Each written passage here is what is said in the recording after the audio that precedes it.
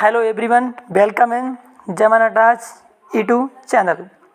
I will teach you topic of history वैदिक सभ्यता। तो आज हम आप लोगों को वैदिक सभ्यता जो हिस्ट्री का टॉपिक है उसे आप लोगों को विस्तार से बताएंगे। तो सबसे पहले हम बात करते हैं वैदिक सभ्यता।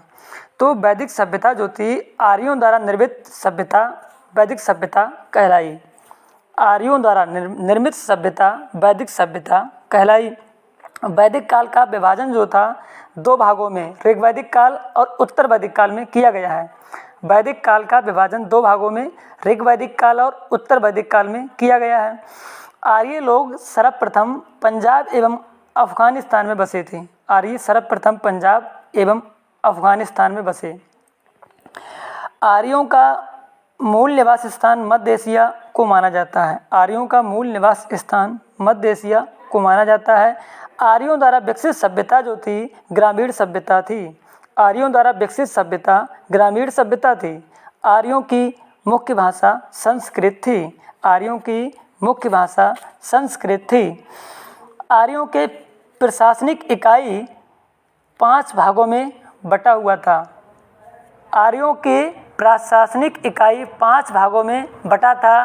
पहला था कुल, दूसरा ग्राम, तीसरा विष, चौथा जन और पांचवा राष्ट्र। कुल, ग्राम, विष, जन, राष्ट्र। तो जिस प्रकार से आजकल क्या होता है, परिवार होता है, फिर ग्राम होता है मीन्स गांव होता है, फिर तहसील स्तर से इस टाइप से जिला वगैरह मतलब ऐसे होते हैं, देश होता है। फिर तो पहले ऐसा होता था, कुल होता था, कुल, ग्राम, विष, जन, राष्ट्र। ग्राम के जो मुखिया होता था उसे ग्रामीणी बोलते थे। ग्राम के मुखिया को ग्रामीणी एवं जो विष का प्रधान होता था उसे विषपति कहते थे लोग।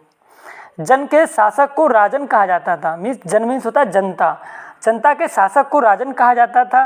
राज्य अधिकारियों में पुरोहित एवं सेनानी जो थे वो प्रमुख थे। राज्य अधिकारियों में पुरोहित एवं सेनानी प्रमुख थे। सूत, रत्कार, कम्मादी नामक अधिकारी रत्नी कहे जाते थे। इनकी संख्या जो थी राजा सहित करीब 12 हुआ करती थी। सभा एवं समिति राजा को सलाह देने वाली संस्था थी। सभा एवं समिति जो थी राजा को सलाह देने वाली संस्था थी।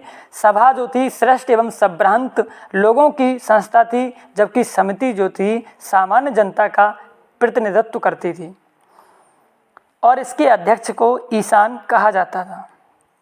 युद्ध में कबीलों का नेतृत्व राजा करता था और इसके बाद ऋग्वैदिक समाज जो था 4 वर्णों में बटा हुआ था। पहला वर्ण था ब्राह्मण, क्षत्रिय, दूसरा, तीसरा वैश्य और शूद्र। ब्राह्मण, क्षत्रिय, वैश्य और शूद्र। यह विभाजन जो था व्यवसाय पर आधारित था। आर्यों का जो समाज था पितृ प्रधान था। समाज की सबसे छोटी इकाई परिवार या कुल थी, जिसका मुखिया पिता होता था, जिसे कुलुप कहा जाता था। स्त्रियां इस काल में अपने पति के साथ यज्ञ कार्य में भाग लेती थीं। बाल विवाह एवं पर्दा प्रथा का प्रचलन नहीं था। विधवा अपने मृतक पति के छोटे भाई मीन्स देवर से विवाह कर सकती थी। स्त्रियां शिक्षा ग्रहण करती थीं। जीवन भर अविवाहित रहने वाली महिलाओं को अमाजू कहा जाता था। जीवन भर अविवाहित रहने वाली महिलाओं को अमाजू कहा जाता था। आर्यों का मुख्य पेय पदार्थ सोमरस था। आर्यों का मुख्य पेय पदार्थ सोमरस था। यह वनस्पति से बनाया जाता था। आर्यों के मनोरंजन के मुख्य साधन थे संगीत, रथदौड़, घुड़दौड़ आदि। आर्यों के मनोरंजन के मुख्य साधन थे संगीत, रथदौड़, घुड़दौड़ आदि। आर्यों का मुख्य व्यवसाय जो था पशुपालन एवं कृषि था। आर्यों का मुख्य व्यवसाय पशुपालन एवं कृषि था। गायों को अधन्य जिसे बोलते हैं ना मारे जाने योग्य पशु की श्रेणी में रखा गया था। गायों को अधन्य ना मारे जाने योग्य पशु की श्रेणी में रखा गया था। गाय की हत्या करने वाले या उसे घायल करने वाले के लिए वेदों में मृत्युदंड अथवा देश से निकालने की व्यवस्था की गई है। आर्यों का प्रिय पशु घोड़ा एवं सर्वाधिक प्रिय देवता इंद्र थे। आर्यों का प्रिय पशु घोड़ा एवं सर्वाधिक प्रिय देवता इंद्र थे। आर्यों द्वारा खोजी गई धातु लोहा थी। आर्यों द्वारा खोजी गई धातु लोहा थी, जिसे श्याम अयस्क कहा जाता था। तांबे को लोहित अयस्क कहा जाता था। व्यापार हेतु दूर दूर तक जाने वाले व्यक्ति को पड़ी कहते थे। व्यापार हेतु दूर दूर तक जाने वाले व्यक्ति को पड़ी कहते थे। लेन देन में वस्तु विनिमय की प्रणाली प्रचलित थी। लेन देन में वस्तु विनिमय की प्रणाली प्रचलित थी। मनुष्य एवं देवता के बीच मध्यस्थ की भूमिका निभाने वाले देवता के रूप में अग्नि की पूजा की जाती थी। मनुष्य एवं देवता के बीच मध्यस्थ की भूमिका निभाने वाले देवता के रूप में अग्नि की पूजा की जाती थी। और ऋग्वेद में उल्लेखित सभी नदियों में सरस्वती सबसे महत्वपूर्ण तथा पवित्र मानी जाती थी। ऋग्वेद में गंगा का 1 बार और यमुना का उल्लेख 3 बार हुआ है। इसमें सिंधु नदी का उल्लेख सर्वाधिक बार हुआ है।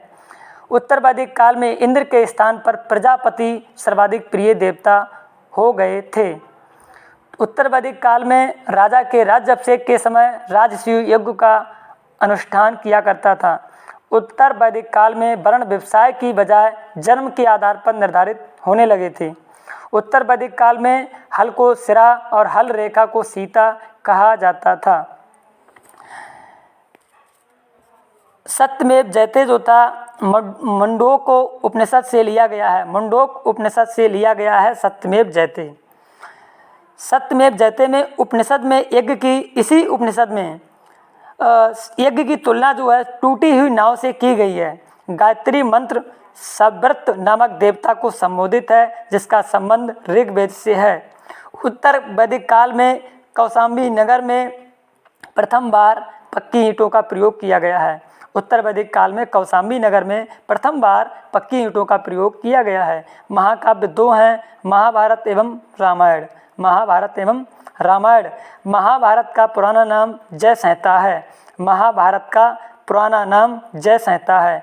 यह विश्व का सबसे बड़ा महाकाव्य है। यह विश्व का सबसे बड़ा महाकाव्य है।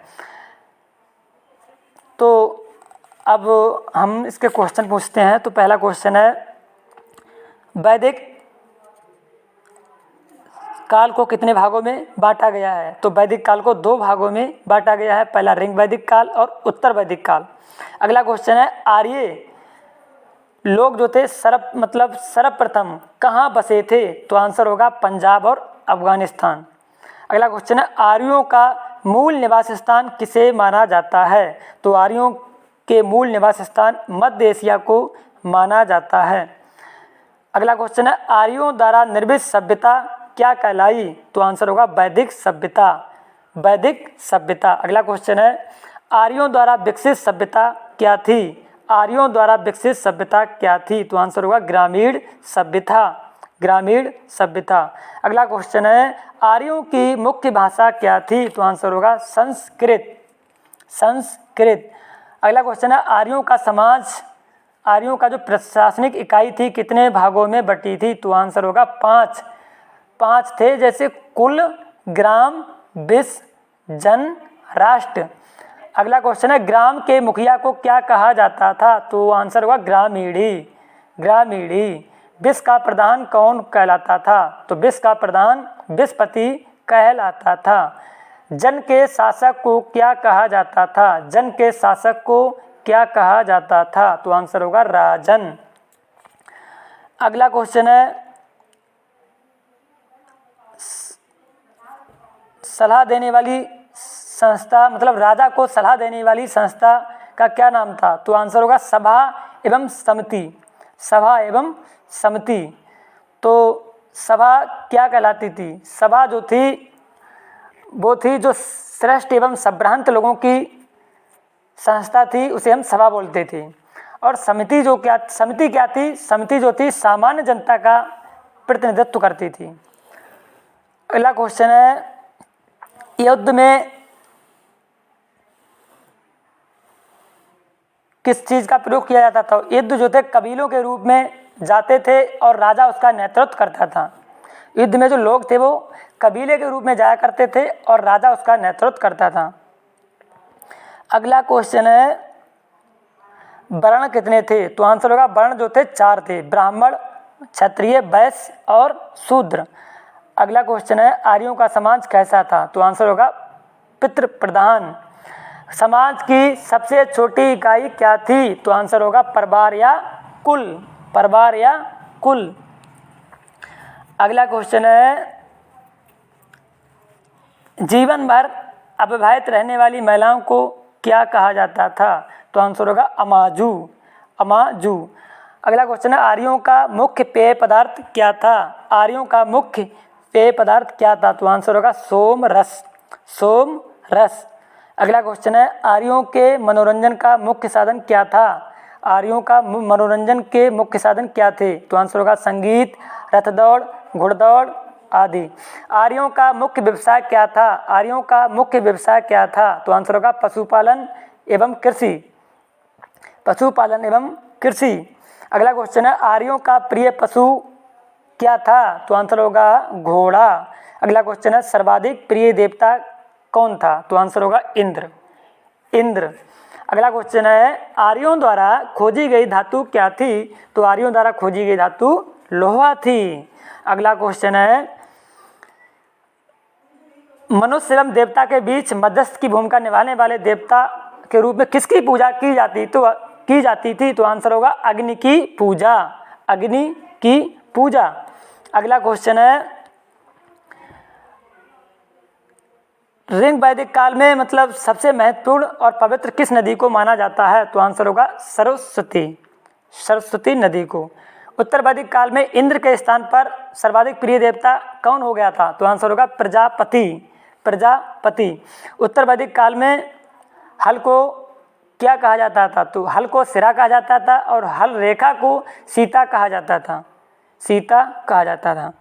अगला क्वेश्चन है सत्यमेव जयते कहाँ से लिया गया है? सत्यमेव जयते मुंडोक उपनिषद, मुंडोक उपनिषद से लिया गया है। और मुंडोक उपनिषद में यज्ञ की तुलना किससे की गई है? तो यज्ञ की तुलना टूटी हुई नाव से की गई है। अगला क्वेश्चन है गायत्री मंत्र का संबंध किससे है? तो आंसर होगा ऋग्वेद से, ऋग्वेद से। अगला क्वेश्चन है किस नगर में सबसे पहले पक्की ईंटों का प्रयोग किया गया था? तो कौशाम्बी नगर, उत्तर वैदिक काल में पड़ता है कौशाम्बी नगर, उसमें सबसे प्रथम बार पक्की ईंटों का प्रयोग किया गया था। महाकाव्य कौन हैं? महाकाव्य कितने होते हैं? तो महाकाव्य 2 हैं जिनका नाम है महाभारत एवं रामायण। महाकाव्य कौन कौन से हैं? तो 2 हैं, महाभारत एवं रामायण। महाभारत का पुराना नाम क्या है? तो आंसर होगा जय संहिता, जय संहिता महाभारत का पुराना नाम है। और यह विश्व का सबसे बड़ा महाकाव्य है, यह विश्व का सबसे बड़ा महाकाव्य है। अगला क्वेश्चन है उपनिषदों की कुल संख्या कितनी है? उपनिषदों की कुल संख्या 108 है। महापुराणों की कितनी संख्या है? तो आंसर होगा 18, 18 महापुराण हैं। वेदांग की संख्या कितनी है? तो वेदांगों की संख्या कितनी है? 6। तो यदि आपको हमारी वीडियो अच्छी लगे तो इसे लाइक और शेयर कीजिएगा और हमारे चैनल को सब्सक्राइब कीजिएगा। अधिक से अधिक संख्या में आप लोग इसे शेयर कीजिएगा ताकि हमारे जितने भी दृष्टिबाधित छात्र हैं उन्हें इसका लाभ मिल सके और नॉर्मल पर्सन भी इसे देख सकते हैं। Thanks for watching my video. यदि आपको इसमें कोई भी मिस्टेक नज़र आए तो आप लोग कमेंट बॉक्स में कमेंट ज़रूर कीजिएगा ताकि हम नेक्स्ट वीडियो में इम्प्रूवमेंट करें और अधिक से अधिक संख्या में आप लोग इसे शेयर कीजिएगा। Thanks for watching my video.